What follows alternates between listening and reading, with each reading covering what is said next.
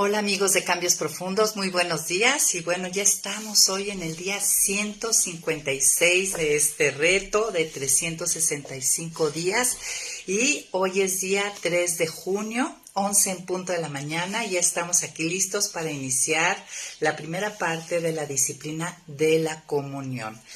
Y bueno, estamos ya exactamente a la mitad, al 50% del reto, así que si ya llegamos hasta aquí, no hay por qué no llegar hasta el final. Y bueno, el versículo líder, no sé cómo vas con la memorización. ¿Te acuerdas que una de las disciplinas espirituales que hemos dicho que son los medios los cuales me llevan a estar delante de aquel que me cambia, que me transforma? Este devocional se llama Cambios Profundos y pues la idea es ir aplicando, ir integrando cada una de estas disciplinas a nuestra vida. Y no sé si ya tengas tus tarjetitas con las diferentes disciplinas para memorizar. Esta es una oportunidad para que cada semana tú escojas algún versículo de la semana que se te haga el más representativo de la disciplina, lo anotes en una tarjeta. Nosotros en Memorizar ya vimos cómo. Es poner la cita, luego el tema, ¿no? La comunión, parte de disciplinas espirituales, y ya poner la primera parte del versículo en la parte baja de la tarjeta, al reverso el resto del versículo y al final otra vez la cita, para poder memorizar junto con la cita. Y una sugerencia es que sean tus separadores de tu Biblia o de tu devocional, si es que tienes el libro devocional, de tal manera que por una semana los estés repasando y luego a lo mejor el fin de semana repases todas las demás y se vaya fijando. Y bueno, el versículo líder para este día es 1 Corintios 1:9, que dice: fiel es Dios, por medio de quien fuisteis llamados a la comunión con su Hijo Jesucristo, nuestro Señor. Y en verdad que fiel es Dios. ¿Se acuerdan que dentro de los atributos de Dios o las perfecciones de Dios, cuando decimos que Dios es fiel, tiene que ver con que Él es capaz de cumplir sus promesas? Nunca deja de cumplir sus promesas, y es lo que vamos a ver y lo que vimos en Éxodo 33, en el capítulo 33. Nosotros entendemos y vemos a través de la Escritura que nosotros iniciamos bien, ¿no? En el Edén, en comunión, en relación abierta con el Señor, con su presencia, ¿no? Dice ahí en Génesis que se paseaba por el huerto ahí con Adán y Eva. Entonces su presencia y la comunión, el conversar, la relación era totalmente abierta, y esto se pierde cuando viene la caída. Y bueno, sabemos que Dios desde Génesis 3 promete que sería restaurada esa relación, que vendría un descendiente de la mujer que hollaría la cabeza de la serpiente, o sea, que triunfaría lo que pasó en la cruz, ¿no? Triunfó Cristo sobre la muerte. Y fiel es Dios, ¿no? Fiel es Dios por medio de quien hemos sido llamadas a la comunión, a restaurar. Ahorita está lo que está por venir, ¿no? En el cielo estará en pleno, estaremos de nuevo como en el Edén, pero para este tiempo Dios permite para los hijos de Dios que volvamos a esa comunión, a ese sentir de su presencia real en nuestra vida. Y con su Hijo Jesucristo, ¿verdad? Y quien nos llama es Él. En Éxodo 34, Dios hizo un pacto con Moisés. Si se acuerdan, parte de lo que vimos esta semana en Éxodo 33, es que por lo del becerro, Dios les dijo que ya no iría con ellos, que su presencia no iría con ellos, que ellos entrarían a la tierra prometida, pero que su presencia no iría con ellos, porque si fuera su presencia serían consumidos. En una de esas acababa con todos, porque era un pueblo rebelde, desobediente. Y Moisés, vemos, ahorita vamos a entrar de lleno al pasaje, cómo él ahí empieza con Dios, como a hablar e insistir que no quiere entrar si no iba su presencia con ellos. Él no quería ir a la tierra prometida. Y finalmente vemos en Éxodo 34 que Dios le dice, adelante, mi presencia va, y ahí se hace un pacto, uno de los muchos pactos que Dios hizo a través de toda la historia bíblica, y el último pacto es a través de Cristo. Entonces, en verdad podemos ver que Dios cumple sus promesas y lo vemos a través de la Escritura, y actualmente nosotros lo podemos experimentar. La comunión es vivir en pleno y de la forma más real posible la omnipresencia de Dios. Nosotros los jueves estamos ahorita en una serie de las perfecciones de Dios, los atributos de Dios. Y hace poco vimos la omnipresencia de Dios. Y la comunión es el vivir la realidad, ¿no?, en una manera sensorial de que Dios está presente. Y esto no es para todos, amigas, amigos. Sintámonos muy afortunados de haber sido escogidos para poder experimentar esta presencia de una manera real y continua. Y esta disciplina se trata de desarrollarla. Ahí estuvimos viendo, desde ayer iniciamos con algunos consejos del hermano Lorenzo, consejos prácticos para que desarrollemos esta disciplina. Y bueno, vamos a orar. Gracias, Gloria. Gracias, amigas, por estar aquí con nosotros cada lunes. Vamos a orar y que el Señor pues nos enseñe esta mañana. Señor, damos gracias, en verdad. Qué excelente ver, Señor, y ratificar una y otra vez que en verdad tú eres fiel. Cumples tus promesas, Señor. En Edén perdimos lo más precioso, que era experimentar el estar contigo, en pleno con tu persona, Señor. Pero tú diste una promesa y la has ido cumpliendo a pesar de nuestra rebeldía, de nuestra necedad. Pero para los hijos, Señor, tú tienes esto, el poder experimentar tu presencia, de tu persona, en pleno, en una manera verdadera, Señor. Danos el anhelo de buscar desarrollar esta disciplina, Señor. Si nos causa deleite y placer estar con ciertas personas de este mundo caído, ¿cómo no anhelar, Señor? ¿Cómo no anhelar y desarrollar esta disciplina para poder experimentarte a ti? Bendice este tiempo, esta clase, esta enseñanza, Señor, y muévenos a querer ponerla en práctica. En el nombre de Jesús, amén. Muy bien, amigas. Pues bueno, pues tienen ahí sus Biblias. Vamos a abrir en Éxodo 33 y vamos a empezar con el versículo 14 y 15. Vamos a ver qué nos dice. Y ahorita vamos a dedicarle unos minutos a estudiar este capítulo, porque creo que Tranchini lo eligió de una manera magistral para entender lo que es el aprecio por tener esta comunión con Dios, experimentar su presencia. El versículo 14 y 15 dice, el Señor le dijo, mi presencia irá contigo y te haré descansar. Entonces ya desde ahí está maravilloso. La presencia de Dios nos lleva a descansar. ¿Andas cansada? Venid a mí todos los que están trabajados y cansados, que yo os haré descansar. Vengan a mí, desarrollen esta disciplina para encontrar descanso. Pero Moisés respondió, si tú no vas a venir conmigo, no nos saques de aquí. Y ahorita vamos a entender a qué se refiere esta expresión.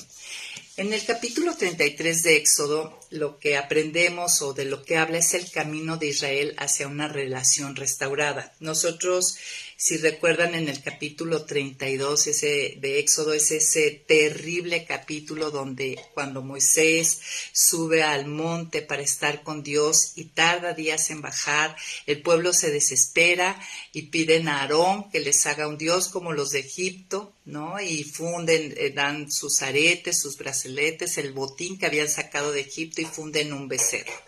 Entonces, esto es lo que sigue después de eso. Obviamente, eso es terrible, ¿no? Después de que acaban de ver su brazo extendido, rescatándolos, sacándolos las plagas, y ellos ya levantaron un Dios ajeno delante de nuestro Dios.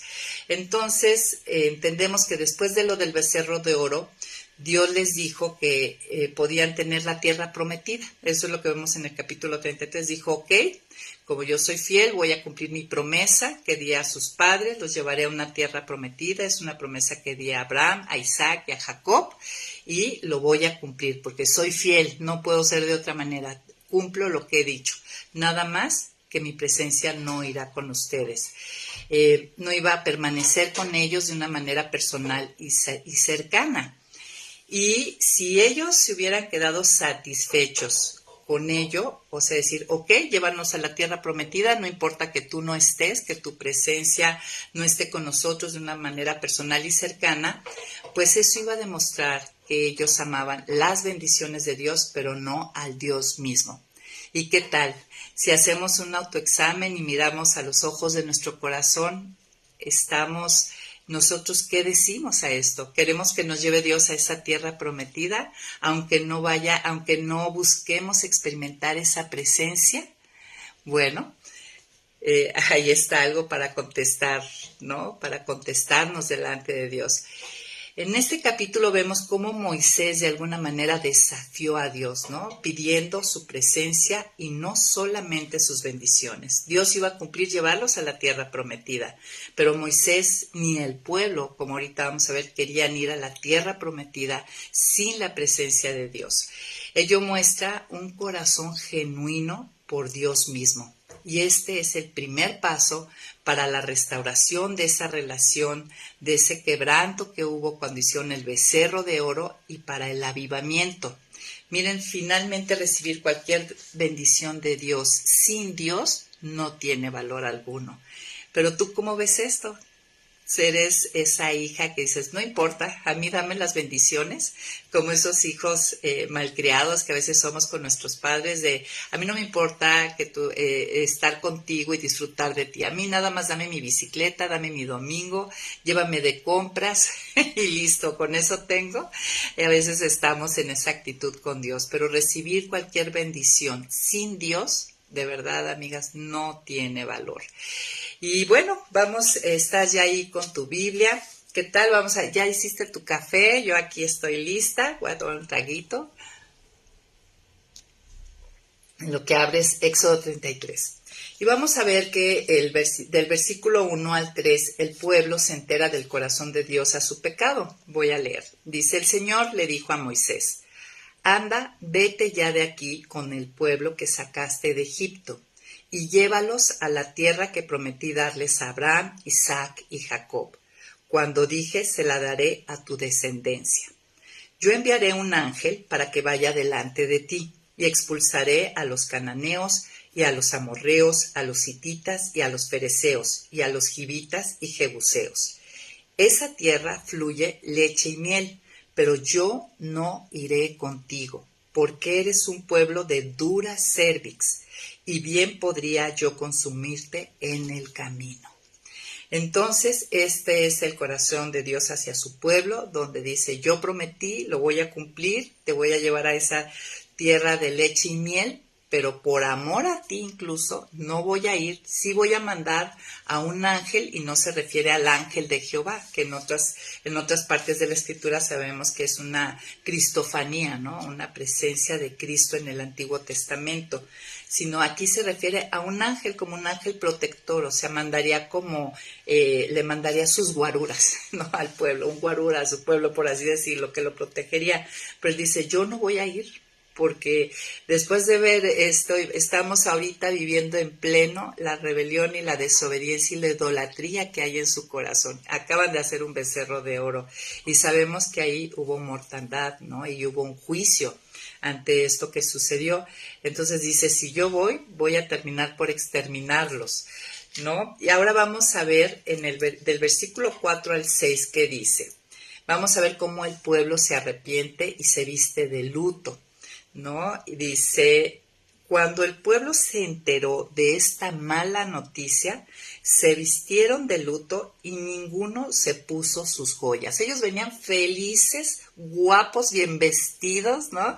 Traían tanto joyas como ropa de esos egipcios, venían muy bien vestidos. Después, no sé si algunos de ustedes están viendo la serie de Éxodo en Netflix y pues tú los ves, eran esclavos en la tierra de Egipto, andaban todos mugrosos, mal vestidos, pero después de que despojaron a todos los bienes de Egipto, ellos iban elegantísimos por el desierto. Pero esta noticia, ellos entendían lo que era la presencia de Dios que fuera con ellos y no querían ir a conquistar una tierra.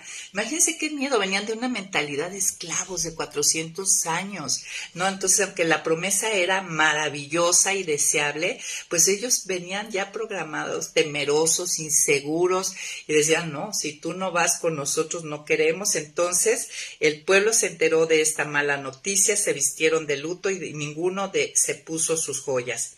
Y es que el Señor le había dicho a Moisés, dile a los hijos de Israel, ustedes son un pueblo de dura cervix. Si acaso los acompañara, en cualquier momento podría acabar con ustedes. Así que quítense ahora sus joyas para que yo sepa lo que tengo que hacer. Y así, desde que partieron del monte Horeb, los hijos de Israel se despojaron de sus joyas.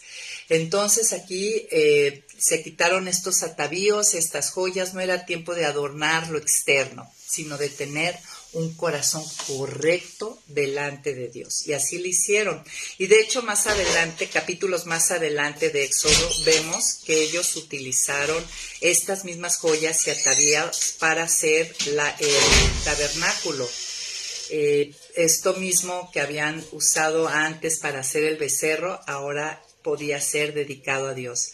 Y es interesante porque así es, ¿no? Muchas veces los bienes que nos da Dios, los despojos de Egipto, ¿en qué los estamos usando? La idea es que estos bienes, estas dádivas, sean utilizadas para Dios. Versículo 7. Vamos a ver en el versículo 7 que Moisés levanta el tabernáculo de reunión. Dice, Moisés tomó el tabernáculo y lo plantó lejos, fuera del campamento, y lo llamó tabernáculo de reunión. Todo el que buscaba al Señor iba hasta el tabernáculo de reunión, el cual estaba fuera del campamento.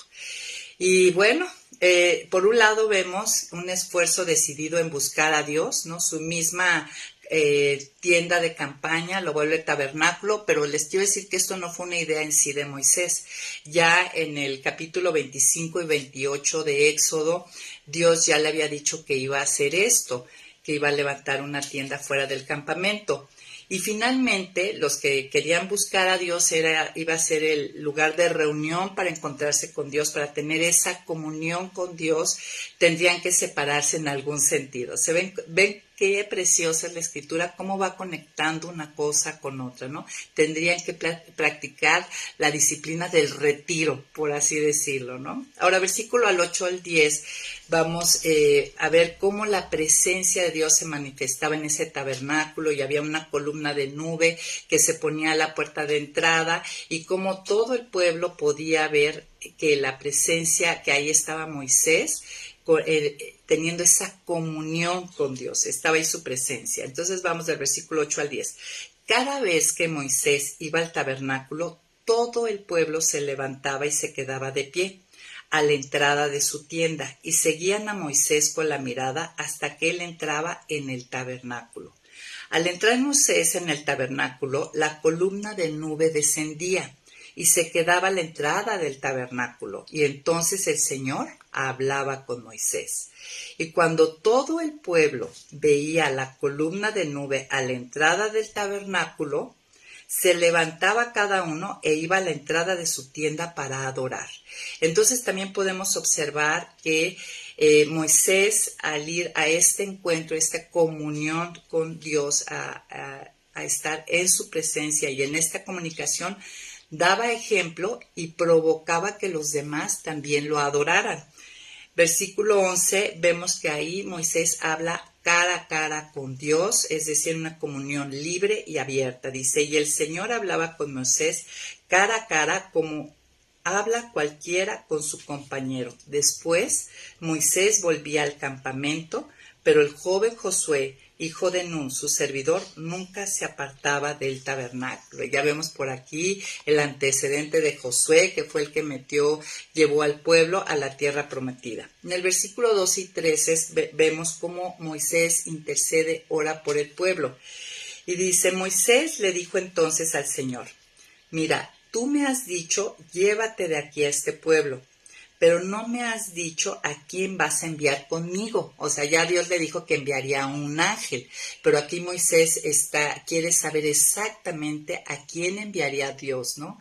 Está Moisés interesado en obtener una garantía, o sea, dime claramente, ¿no? No vas a ir tú, ¿a quién vas a mandar? ¿Quién es este ángel? Dice, lejos de eso insistes, yo te conozco, sé quién eres y te has ganado mi favor. Ahora bien, si en verdad me he ganado tu favor, te ruego que me hagas saber qué planes tienes. Así sabré si en verdad me he ganado tu favor. Toma en cuenta que esta gente es tu pueblo. O sea, Moisés aquí como diciendo, yo no quiero avanzar si a mí no me explicas quién va con nosotros. Tú me estás diciendo que tú no vas a ir con nosotros. ¿Yo cómo voy a ir hacia esta tierra prometida, conquistarla, establecernos si tú no vas con nosotros? Nada más me dices que va un ángel, explícamelo. Ya para el versículo del 14 al 17, Dios responde a esta petición de Moisés, a esta oración. Dice, y el Señor le dijo, mi presencia irá contigo y te haré descansar. Pero Moisés respondió, si tú no vas a venir conmigo, no nos saques de aquí. ¿Cómo vamos a saber tu pueblo y yo que en verdad me he ganado tu favor? Lo sabremos solo si vienes con nosotros y solo si tu pueblo y yo somos apartados de todos los pueblos que hay sobre la faz de la tierra. Me encanta, ¿no? Aquí Dios, ante esta insistencia, aquí Moisés reflejó y junto con el pueblo el sentir de no queremos solamente tu bendición, te queremos a ti. Y por favor, al ver esta insistencia de intercesión de Moisés, esta buena ansiedad de quién irá con nosotros, o sea, cómo va a ser esto. Ahora sí como un poco la Virgen María, ¿cómo va a ser esto? Recibo la noticia, ¿no? Pero explícame bien.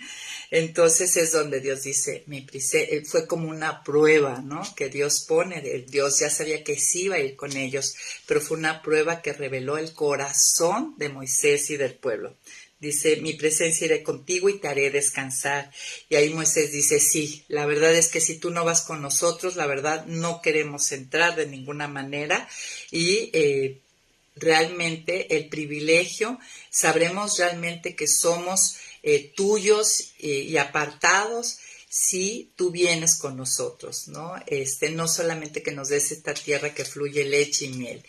Y vemos cómo en Éxodo, ahí adelante, si ves en 34:10, Dios hace un pacto ratificando esto que le está diciendo a Moisés. Ahí si ves más adelante, dice, el Señor contestó, mira, yo hago un pacto delante de todo tu pueblo.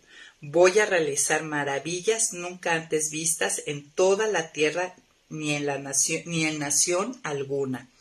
Todo el pueblo en medio del cual tú estás verá las obras tan sorprendentes que yo, el Señor, haré contigo.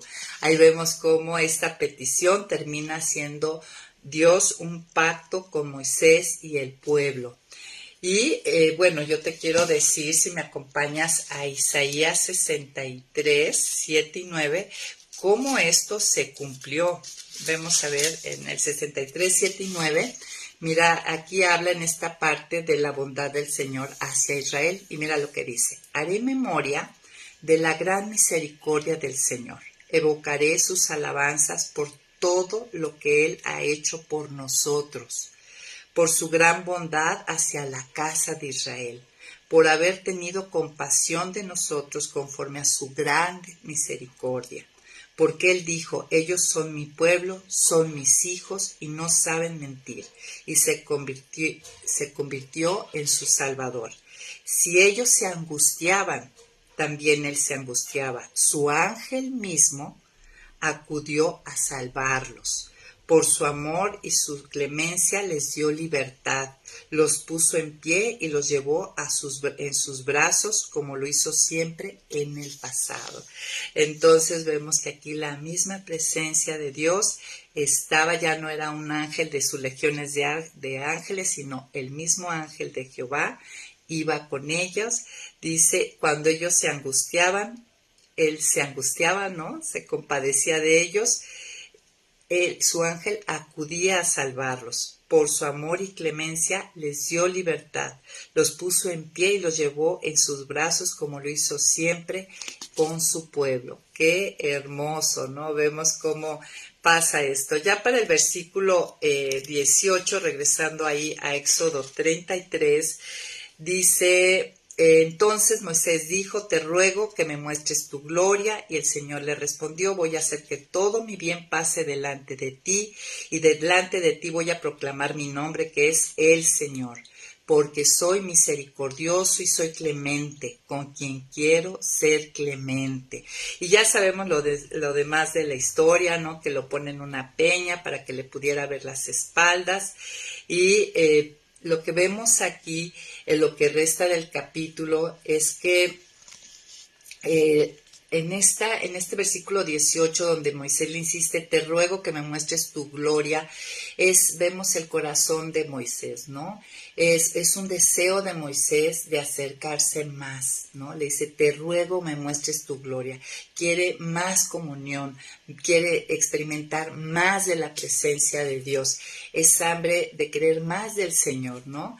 Entonces, aquí una pregunta sería, ¿es posible que nosotros llevemos muchos años en Cristo? Pero esta pregunta deberíamos hacérnosla, ¿no? ¿Hemos anhelado realmente algún conocimiento o experiencia directa y personal con Dios como lo hace aquí Moisés? Y vaya que él tenía, pues cada que iba al tabernáculo venía la nube. Digo, si alguien tuvo mucha experiencia de la presencia, de experimentar esta comunión plena con Dios, pues fue Moisés, pero conocerlo más y experimentarlo más nos lleva a desear más de Él. No es como cuando estás con tu persona favorita y disfrutas mucho ese tiempo, tú buscas frecuentarla, ¿no? Te agrada, ¿no? Entre más la conoces y pasas un buen rato con esa persona, pues quieres más de esa persona.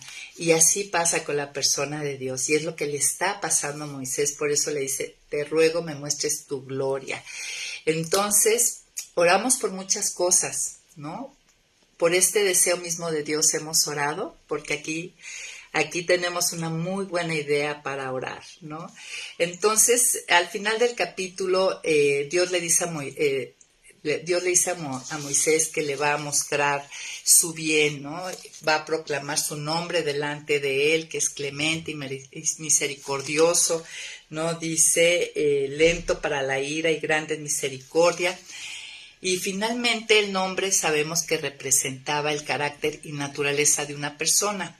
Entonces aquí Dios le está diciendo a Moisés, en ese anhelo de más comunión, de más experiencia con él, dice, te daré una comprensión más profunda de mí mismo, de mi carácter, de lo que soy. Eso es lo que realmente necesitamos, y si le pedimos a Dios nos dé este corazón de Moisés, de anhelar más de Él, más de su presencia, de esta experiencia con Él, esto es lo que vamos a obtener, ¿no? Una comprensión más profunda de Él, de su carácter, de sus perfecciones, de quién es Él, y eso es lo que necesitamos saber. Entonces, algo que aprendimos esta semana, bueno, espero que te haya parecido hermoso este capítulo 33 que nos da el preámbulo para todo este tema de la disciplina espiritual de la comunión. El hábito de vivir en comunión con Dios es probablemente el más alto y precioso llamado de la vida cristiana, ¿no? Es volver, es experimentar, aunque sea parcialmente, lo haremos en el cielo en pleno, como en el Edén estaban Adán y Eva cuando el Espíritu de Dios se paseaba por el huerto, ¿no? Y lo que estamos llamados y lo que entendimos esta semana es que no se trata de tener momentos de comunión, sino de vivir en un estado de comunión con Él. Nosotros tenemos momentos de comunión a través de nuestros devocionales, nuestro servicio, nuestra oración, nuestra lectura, pero ahora estamos aprendiendo que es un vivir en un estado de comunión con nuestro Dios. Entonces, podríamos decir que la comunión es un estado ininterrumpido de cercanía con Dios, que elimina los compartimientos del corazón. Y me gustó mucho este concepto que nos trae Tranchini de la comunión va a eliminar los compartimientos del corazón. ¿Qué es una vida compartimentada? ¿No? Es alguien que se enfoca en Dios solamente cuando va a la iglesia, cuando se congrega, ¿no? A escuchar la predicación con todos los hermanos. O es alguien en una vida compartimentada, es alguien que nada más se enfoca en Dios cuando está en su devocional. Y bueno, amigos, ya hemos visto que a veces que ni el devocional estamos con la mente en otro lugar, pero bueno, vamos a pensar que ponemos toda la intencionalidad, o que solamente cuando estoy en mi grupo pequeño de discipulado con mis amigos, o cuando sirvo a Dios a través de un ministerio, pero que el resto del tiempo, me gustó esta frase que usa Tranchini, pero el resto del tiempo Dios está en el cielo y yo estoy aquí en la tierra, y estos dos mundos no se tocan. Es decir, yo no incluyo a Dios en lo cotidiano. O sea, cuando tengo una vida de este estilo compartimentada, ¿no?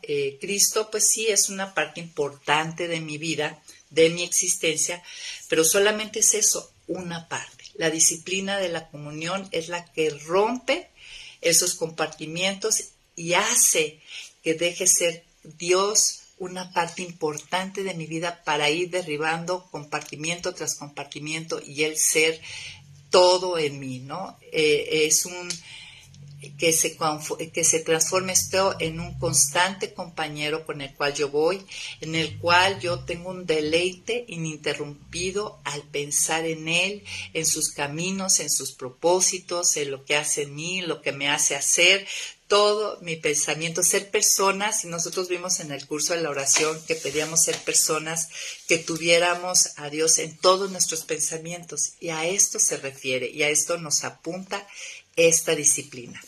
Nosotros en Efesios 3, en el versículo 14 al 17, vemos que Pablo está diciendo que Cristo more por la fe en vuestros corazones.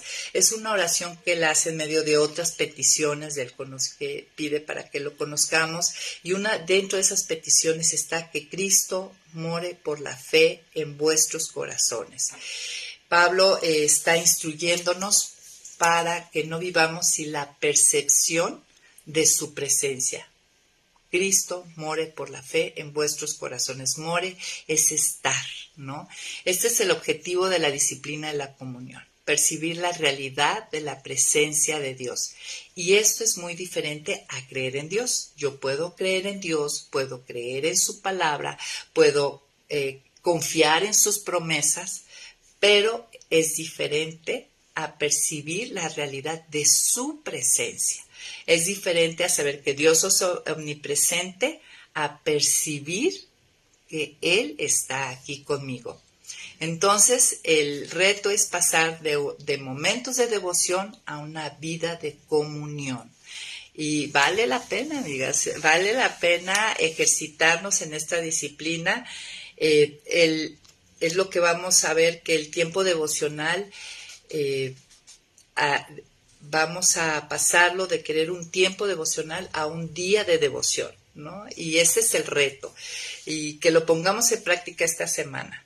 Yo sé que muchos de nosotros a lo mejor ya practicamos un tiempo devocional, pero ahora sería el reto pasar a un día de devoción, ¿no? Ese sería el mayor y más alto objetivo a través de esta semana, y que empecemos a practicar esto. Y ahorita vamos a ir, la segunda parte de la próxima semana de esta disciplina nos va a enseñar algunos consejos del hermano Lorenzo, que ya los empezamos a ver desde ayer. Pero bueno, entonces la comunión es la sensación de la presencia de Dios. Es la calmada y constante percepción de su persona.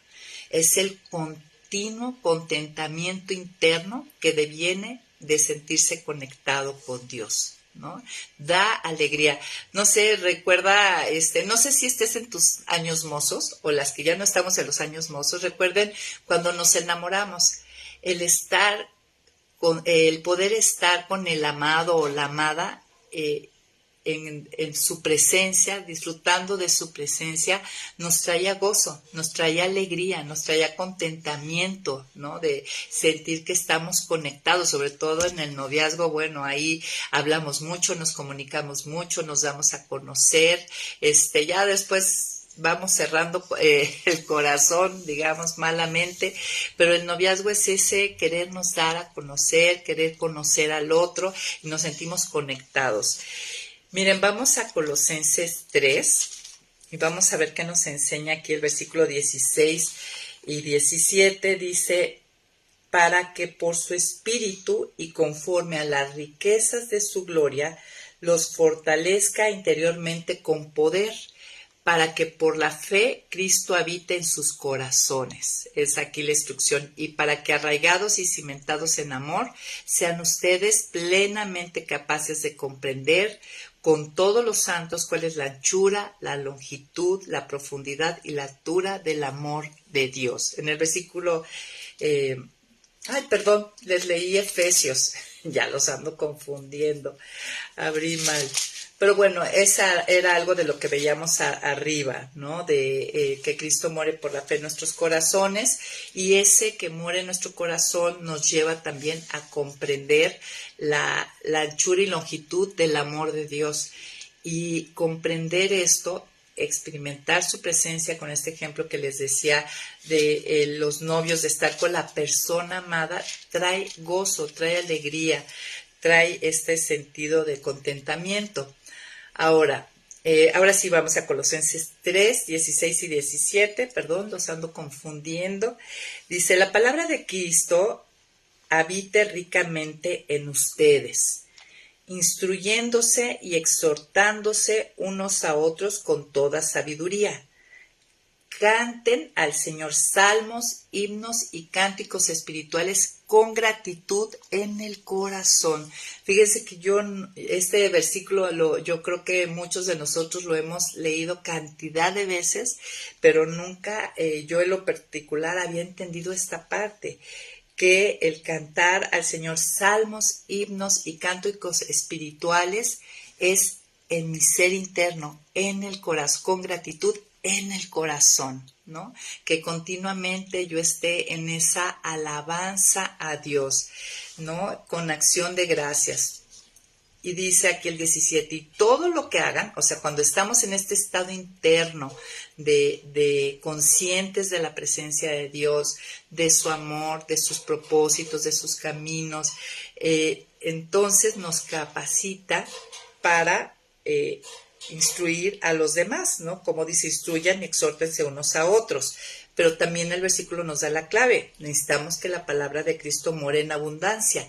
Y entonces, versículo 17, va a ser posible esto. Y todo lo que hagan, ya sea de palabra o de hecho, hágalo en el nombre del Señor Jesús, dando gracias a Dios el Padre por medio de Él.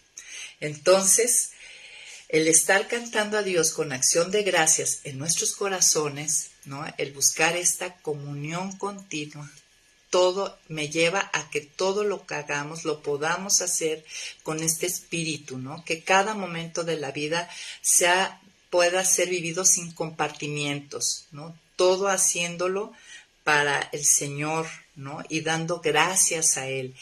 Esto es una constante comunión con Dios ininterrumpida.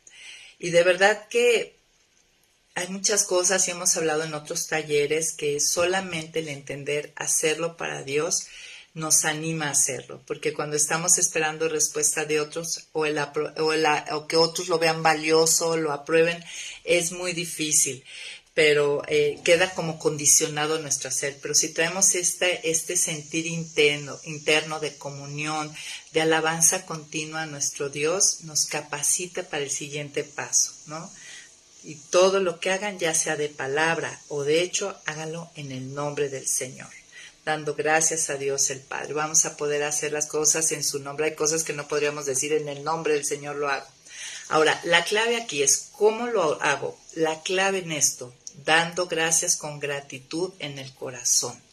Que tener esta comunión, desarrollar esta disciplina de la presencia de Dios y dado que no hay ningún mal en Dios, no podría nuestro corazón hacer otra cosa que estar en gratitud aún en los tiempos difíciles. Si yo he entendido y medito en esto, delante de Él, en su presencia y lo experimento, como no hay absolutamente nada malo en Él, no podría haber otra respuesta que gratitud en el corazón, sea cual sea el escenario. Y la idea es que esto, para no tener una vida con compartimientos, yo haga esto dentro de las actividades religiosas y no religiosas, ¿no? Doy gracias dentro y hay gozo y hay alegría. De eso se trata. Pero como les dije, pero para que suceda la palabra de Cristo debe morar en abundancia en nosotros. Entonces, una pregunta que nos hizo Tranchini, ¿no? ¿Cómo se vería mi vida si hiciera la disciplina de incluir a Dios en todo lo que digo y hago? ¿Cómo se vería mi vida? Pero para incluir a Dios en todo lo que digo y hago es necesario primero estar desarrollando esta disciplina de desarrollar y percibir la presencia de Dios en todo momento. Y va siendo algo que se desarrolla, no es algo que se hace en una exhibición o que se logra en una exhibición. Una disciplina es algo que se practica, ¿no? Finalmente este es un regalo y la habilidad de caminar junto a Dios en medio de las actividades cotidianas del día a día. Es encontrarme en un constante diálogo interno con Cristo. Pero algo que veamos que es más que un diálogo, es una sensación. Si yo desarrollo esta disciplina, voy a tener esa sensación de paz, de quietud, de contentamiento, ¿no? Como dijimos, como un producto de percibir su amor. Entonces, esto se refiere a lo que dice Juan 15:9, ¿no? Permaneced en mi amor. Y pues esta disciplina de la comunión pues tiene que ver con Juan 15, ¿no? Yo soy la vid y vosotros los pámpanos. Permaneced en mí y yo en vosotros, y alejados de mí, nada podéis lograr. A eso se refiere. Entonces, para final, el último punto de esta semana que veremos es que aprendimos que hay una diferencia entre meditar en Dios y tener comunión con Él. Están íntimamente relacionados, pero hay una diferencia que es relevante. No es lo mismo meditar que tener comunión con Él. Meditar finalmente es pensar en y acerca de Dios, ¿no? Y es a través de este texto que me dice acerca de Dios, qué tiene que ver conmigo, qué debo poner, qué debo quitar, cómo de esperanza, cómo me lleva a arrepentimiento, cómo me lleva a alabarlo. O sea, sí van íntimamente relacionados, pero no es lo mismo. Esto es meditar, es pensar en y acerca de Dios. Y tener comunión con Él es sentirlo dentro de mí y alrededor de mí, ¿no? Yo puedo, y pone ahí un ejemplo, ¿no? Yo puedo pensar en lo maravilloso de su soberanía o cualquier otro atributo o perfección que Él tenga sin necesariamente sentir su persona, ¿no? Puedo analizar, puedo meditar algo y va a producir cierta medida de gozo. Y ponía a Tranchini el ejemplo de un biólogo que estudia una célula, ¿no? Y descubre cosas y entiende cosas, le va a generar cierta medida de gozo. Pero esto no significa tener una relación de amor con esa célula. ¿Ven la diferencia? La comunión con Dios, entonces, es la sensación de su presencia, la percepción de que Él está conmigo. Como cuando, por ejemplo, como cuando alguien entra a la habitación sin hacer ruido y tú no escuchaste, pero tú sientes una presencia que incluso volteas. Sería algo así, ¿no? La comunión con Dios tiene que ver más o menos con este ejemplo. Y esto, amigos, es un privilegio únicamente para los hijos de Dios. Es volver en cierta medida al Edén y que Dios se pase en el huerto, su espíritu con nosotros, ¿no? Y podamos tener esta percepción, esta comunicación abierta, ¿no? La percepción real de Dios no es algo que yo puedo finalmente controlar. No puedo manipular para que Dios decida manifestarse, para que podamos verle, pero Dios nos ha regalado un medio, un camino. ¿no? Y vamos la próxima clase a ver estas recomendaciones que nos da el hermano Lorenzo, que no sé ustedes, pero me dieron ganas de leer el libro del hermano Lorenzo, La práctica de la presencia de Dios, y vamos a ver algunos consejos que él nos da. Y es la disciplina de la comunión, es un llamado a desarrollar un nuevo hábito. Pensar en nuestro Dios, en nuestro Salvador, en nuestro Padre continuamente. Y esto lo vemos, este llamado lo vemos en el Salmo 16:8. Al Señor he puesto continuamente delante de mí, porque está a mi diestra, permaneceré firme. Y fíjense lo que dice el salmista. Al Señor he puesto continuamente delante de mí. Y a eso estamos llamadas nosotras, a poner delante de nosotras continuamente al Señor, ¿no? Y esta es la disciplina. Y finalmente, como Él está a mi diestra, permaneceré firme. ¿Quién no va a estar firme si eres consciente de su presencia? Es como cuando un niño temeroso está su padre a su lado y tiene que cruzar un puente, va confiado, va resguardado por su padre, ¿no?